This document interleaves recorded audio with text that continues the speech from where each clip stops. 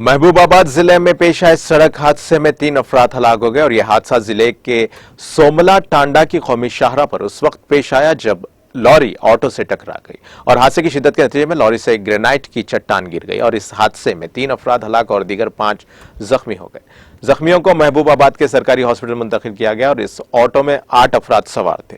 DSP ने बताया कि चट्टान के नीचे फंसी लाशों को भारी क्रेनों की मदद से बाहर निकाला गया और वजीर बहबूद खवातीन व अतफाल सत्यवती राठौड़ ने इस हादसे पर गहरे दुख का इजहार किया है और इस हादसे के फौरन बाद वजीर ने जिला कलेक्टर और एसपी को तलब करते हुए तफसीलात हासिल की। उन्होंने ओहदेदारों को हादसे के मुकाम पर पहुंचने और इमदादी कार्रवाइयों की निगरानी करने का हुक्म दिया। साथ ही राठौड़ ने जख्मियों को बेहतर इलाज की सहूलत फराहम करने की भी हिदायत दी।